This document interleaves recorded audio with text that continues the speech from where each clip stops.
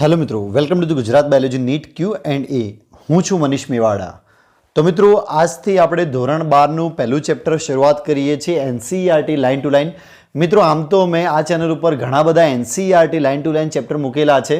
Already ઘણા બધા 12થના અને ઘણા બધા 11થના ચેપ્ટર મેં ઓલરેડી એનસીઈઆરટીને કમ્પ્લીટ કરેલા છે. હવે જે બાકી છે બધા જ મિત્રો હું અહીંયા NCERT line to line chapters મૂકવાનો છું. એક એક વર્ડ, એક એક લાઇન તમને સમજાશે. તો મિત્રો, ધોરણ 12માં હું પહેલા જ ચેપ્ટરથી આજે સ્ટાર્ટ કરું છું ને હવે લાઇનસર ચેપ્ટર ચાલશે. એટલે કે મિત્રો, પહેલું, બીજું, ત્રીજું રીતે લાઇનસર અહીંયા ચેપ્ટર ચાલશે. એનસીઈઆરટી લાઇન ટુ લાઇન એક એક વર્ડ હું તમને સમજાવી દઈશ, કે એનું કોન્સેપ્ટ પણ સમજાવી દઈશ. સાથે સાથે મિત્રો, નીટની ડિટેલમાં તૈયારી કરીશું ચેનલ ઉપર. તો મિત્રો, જો તમે નવા હો આ ચેનલ ઉપર, આજે પહેલી વાર સાંભળી રહ્યા છો, જોઈ રહ્યા છો, તો અત્યારે જ સબસ્ક્રાઇબ કરી દો અને બાજુમાં જે બેલ બટન છે એને ક્લિક કરો, કે જ્યારે હું અહીંયા વિડીયો મૂકું છું ત્યારે તમને તરત જ અપડેટ મળે, તમે નીટ માટે અપડેટ થતા રહો. મિત્રો, જાણવું જરૂરી છે કે નીટમાં જો 300 પર માર્ક્સ લાવવા હોય તો એનસીઈઆરટીની લાઇન ટુ લાઇન સમજવું જરૂરી છે. એક એક વર્ડ ક્લિયર કરવો જરૂરી છે અને પછી એને મિત્રો કમસે કમ 3 થી 4 વાર આખી એનસીઈઆરટી વાંચવી, સમજવી બહુ જ અત્યંત ઇમ્પોર્ટન્ટ છે. તો તમને એક એક એમસીક્યુ આવડી જશે, એક એક વર્ડ આવડી જશે. તો મિત્રો, આ ચેનલ ઉપર દરેક ચેપ્ટર 11મું હોય કે 12મું હોય NCERT line to line clear કરાવવામાં 100% આવશે. સાથે સાથે મારી બીજી ચેનલ પર ચાલી રહી છે મિત્રો ગુજરાત બાજુ નીટ પ્લસ, જેની અંદર હું કોન્સેપ્શનલી બોર્ડ ઉપર નીટના ડિટેલ કોન્સેપ્ટ એક્સ્ટ્રા માહિતી સાથે સમજાવું છું. એક્સ્ટ્રા વિડીયોઝ પણ હોય છે કે જેની અંદર તમે ઘણું બધું નવું પણ જાણવા મળશે. સાથે સાથે મિત્રો, અહીંયા ટિપ્સ પણ મળે છે તમને, એક્ઝામની ટિપ્સ મળે છે, પેપર કેવી રીતે લખવું અને બીજા તમારા ઘણા બધા પ્રશ્નો હોય છે જે એમસીક્યુઝ હોય છે એના સોલ્યુશન્સ પણ અહીંયા ડિસ્ક્રિપ્શન સાથે આપું છું. તો મિત્રો, આજે જ ચેનલને ફરીથી કહું છું, સબસ્ક્રાઇબ કરવાનું ના ભૂલતા. વિડીયો સંપૂર્ણ હંમેશા જોવા મિત્રો, વચ્ચે ક્યાંય પણ સ્કીપ ના કરવા, નહીં તો અધૂરું જ્ઞાન ના હોવાને બરાબર છે. તો મિત્રો, સમજીએ આપણે આજે પહેલું પ્રકરણ, પહેલો યુનિટ છે મિત્રો, પ્રજનન યુનિટ છે, પ્રથમ યુનિટ છે, એટલે કે એકમ છે. અહીંયા મિત્રો 5 યુનિટ તમારે ધોરણ 12ની અંદર ભણવાના હોય છે. એમાં જે પહેલા યુનિટનું પહેલું ચેપ્ટર એટલે કે સજીવોમાં પ્રજનનની આપણે વાત કરી મિત્રો, સજીવોમાં પ્રજનન.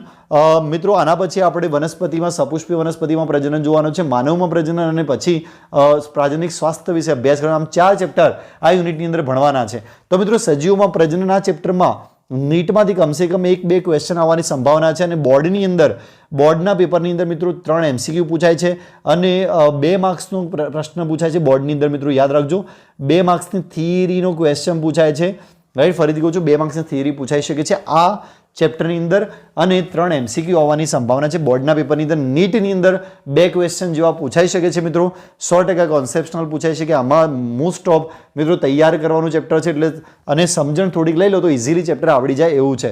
તો મિત્રો, મુખ્યત્વે સજીવોમાં પ્રજનનમાં આપણે મુખ્યત્વે 2 વસ્તુઓ ભણવાની છે, અલિંગી પ્રજનન અને લિંગી પ્રજનન. એટલે આપણું આ ચેપ્ટર પૂરું થઈ જશે. 2 વસ્તુને જાણી લઈશું ડિટેલમાં. તો મિત્રો, શરૂ કરીએ કે અહીંયા લાઇન ટુ લાઇન આપણે ભણવાનું છે. એટલે શરૂ કરીએ મિત્રો કે બધા સજીવ ચોક્કસ સમય માટે જીવી શકે છે. સજીવના જન્મથી લઈ તેના કુદરતી મૃત્યુને આવરતો સમય તેનો જીવનકાળ દર્શાવે છે. એટલે કે જીવનકાળ એટલે મિત્રો શું, કે જન્મથી લઈ અને મૃત્યુ સુધીનો સમય, આ મૃત્યુ સુધીનો જે વચ્ચેનો સમયગાળો છે એને આપણે શું કહીશું, જીવનકાળ કહીશું. પરીક્ષામાં 2 માર્ક્સનો પ્રશ્ન પૂછાય છે, સમજાવો, શબ્દ સમજાવો પ્રજનનને જીવનકાળ.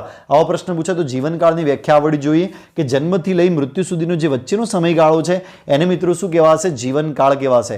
તો દરેક સજીવ માટે લાગુ પડે છે કે દરેક સજીવ ચોક્કસ સમય મર્યાદામાં જીવી શકે છે. છેવટે એક દિવસે તો મૃત્યુ નક્કી છે મિત્રો. તો આ જે સમયગાળો છે જન્મથી અને મૃત્યુ સુધી વચ્ચેનો સમયગાળો છે અને જીવનકાળ કહેવામાં આવે છે. તો આકૃતિ 1.1માં કેટલાક સજીવોનો જીવનકાળ આપેલ છે, બીજા ઘણા સજીવો દોરેલા છે.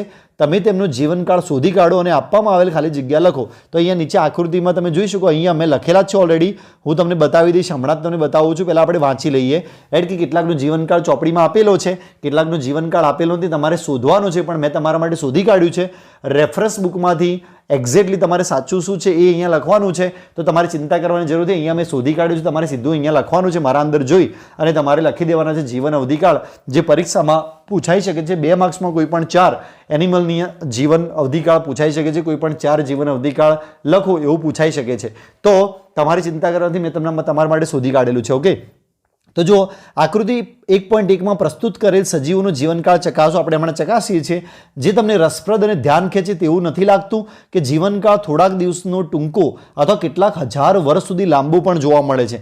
ઓબ્વિયસલી તમને આશ્ચર્યજનક લાગશે, હું તમને આયુષ્ય કાળ બતાડીશ, કદાચ તમે નહીં ભણ્યા હોય જો તમે ભણી દાશો તો હાલ આશ્ચર્ય નહીં લાગે ઓબ્વિયસલી, પણ જ્યારે પહેલી વાર ભણો, જીવનકાળ પહેલી વાર તમે જુઓ તો ઓબ્વિયસલી આશ્ચર્યજનક લાગે કે આવું કેવી રીતે હોઈ શકે કે ઘણા એવા એનિમલ તમને જોવા મળશે જે બહુ નાના છે પણ બહુ વધારે આયુષ્ય છે એમનું, અને ઘણા એવા એનિમલ જોવા મળશે જે બહુ મોટા છે પણ એનું આયુષ્ય બહુ ટૂંકું જોવા મળશે, અથવા ઘણા તો તમને એવા મળશે કે બંને સેમ જેવા લાગે છે છતાં પણ આયુષ્યમાં રાત દિવસનો ફરક છે. તો ઓબ્વિયસલી તમને રસપ્રદ લાગશે, ઇન્ટરેસ્ટેડ લાગશે. બાયોલોજી આમ બી ઇન્ટરેસ્ટેડ છે મિત્રો, જો તમે થોડુંક ઇન્ટરેસ્ટ રાખો તો આ બંને સીમાંતોની વચ્ચે મોટાભાગના સજીવો જીવનકાળ જોવા મળે છે. મોટાભાગના સજીવોનો જીવનકાળ જોવા મળે છે. મતલબ બંને સીમાંતો એટલે કે કેટલાક પ્રાણીઓનો જીવનકાળ ટૂંકો હોય છે અને કેટલાક પ્રાણીનો જીવનકાળ બહુ વધારે હોય છે, મતલબ લાંબો હોય છે.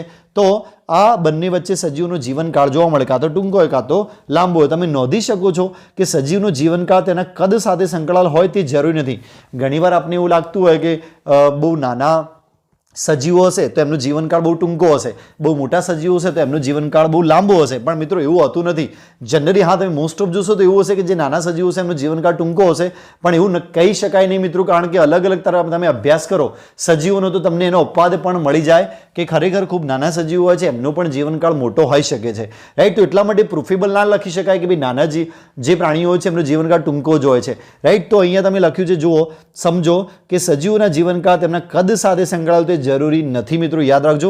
કાગડો અને પોપટ કદમાં કોઈ ખાસ તફાવત નથી, તમે ચેક કરજો, બંનેના કદમાં કોઈ ખાસ તફાવત નથી, પણ છતાં પણ તેમના જીવનકાળમાં બહોળો તફાવત જોવા મળે છે. હું તમને હમણાં બતાવું છું, તમે જોઈ શકો અહીંયા મેં લખ્યું છે કાગડો ખાલી 15 વર્ષ જ જીવે છે અને પોપટ છે 140 વર્ષ જીવે છે. તો જુઓ મિત્રો, બંને કદમાં એટલો બધો તફાવત જોવા મળતો નથી પણ એમના જીવનકાળમાં તફાવત જોવા મળે છે. તેવી જ રીતે પિંપળના વૃક્ષની સાપેક્ષે કેરીના વૃક્ષનો જીવનકાળ ઘણો ટૂંકો છે. દાખલા તરીકે અહીંયા આપ્યો નથી પિંપળનો, પણ હું અહીંયા લખી કાઢું કે જે પિંપળ હોય છે એનું જીવનકાળ મેક્સિમમ 1500 વર્ષનું હોય છે મિત્રો, 300 થી 1500 તમે લખી શકો. પણ જે કેરી હોય છે, મતલબ આંબાની વાત કરીએ આપણે, આંબો લખી કાઢીએ તો આંબાનું જે જીવનકાળ હશે એ મિત્રો 300 સુધી જશે, રાઈટ. તો આમાં પણ જો તમને બહોળો જોવા મળે છે, તફાવત જોવા મળે છે. જો ઓરિજિનલમાં જોવા જઈએ તો પીપળનું વૃક્ષ અને કેરીનું વૃક્ષ ઓલમોસ્ટ સેમ જેવું લાગતું હોય છે, મતલબ સેમ ઇટ મીન્સ કદની વાત કરું છું, પણ એના જીવનકાળમાં મિત્રો તફાવત છે કે કેરીના વૃક્ષનો જીવનકાળ ઘણો ટૂંકો છે, એટલે કે આંબાનો જીવનકાળ ઘણો ટૂંકો છે. મેં અહીંયા લખી કાઢ્યા. સજીવનો જીવનકાળ ભલે ગમે તે હોય, પરંતુ દરેક વ્યક્તિગત સજીવનું મૃત્યુ તો નિશ્ચિત છે મિત્રો, કે દરેક સજીવને મૃત્યુ થાય છે, એટલે કે એક કોષી સજીવ સિવાય કોઈ પણ સજીવ અમર નથી મિત્રો. અહીંયા એક કોષી સજીવને અમર લખ્યો છે, કેમ?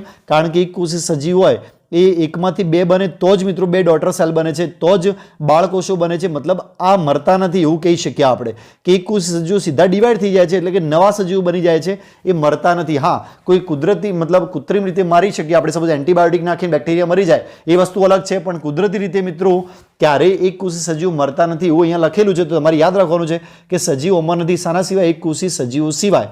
આપણે શા માટે કહી શકીએ કે એક કોષી સજીવ નૈસર્ગિક મૃત્યુ નથી? કારણ કે મેં તમને કહી દીધું કે કેમ કહી શકીએ, કારણ કે એક કોષ છે એ ડાયરેક્ટ ડિવાઈડ થાય છે અને બે નવા કોષો બની જાય છે, ઇટ મીન્સ એ કદી મરતા નથી એવું આપણે કહી શકીએ. એક કોષી સજીવની વાત કરું. હા, કૃત્રિમ રીતે તમે એન્ટીબાયોટિક આપો તો બેક્ટેરિયા મરી જશે, તો એ કુદરતી મતલબ મૃત્યુ ના કહેવાય, કૃત્રિમ મૃત્યુ કે આપણે ફોર્સફુલી એને માર્યા છે, રાઈટ. પણ જોવા જઈએ તો કુદરતી રીતે એક કોષી સજીવો છે એ કદી મરતા નથી. કદી તમને આશ્ચર્ય થયું કે પૃથ્વી પર ઘણા હજારો વર્ષો સુધી વનસ્પતિની પ્રાણીઓ ખૂબ વિશાળ સંખ્યામાં અસ્તિત્વ ધરાવતા હતા? સજીવમાં કોઈ પ્રક્રિયા હોવી જોઈએ જે આ સાતત્યની ખાતરી આપે છે. હા, આપણે પ્રજનન વિશે વાત કરી રહ્યા છીએ જેને આપણે માન્ય રાખીએ છીએ. તો ઓબ્વિયસલી આટલી બધી જે સજીવો જોવા મળે છે, આટલી બધી વસ્તી જોવા મળે છે, પોપ્યુલેશન જોવા મળે છે, તો આ પોપ્યુલેશન કોના કારણે છે મિત્રો?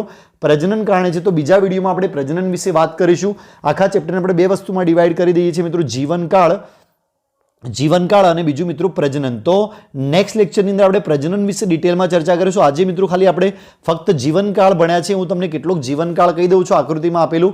જો હાથીનું તમારી ચોપડીમાં નથી આપ્યું તો તમારે યાદ રાખો 60 થી 75 વર્ષનો આયુષ્યકાળ છે મિત્રો. ગુલાબના છોડનો આયુષ્યકાળ 10 વર્ષ છે મિત્રો, યાદ રાખજો. કૂતરાનો આયુષ્યકાળ જે છે 15 વર્ષનો છે.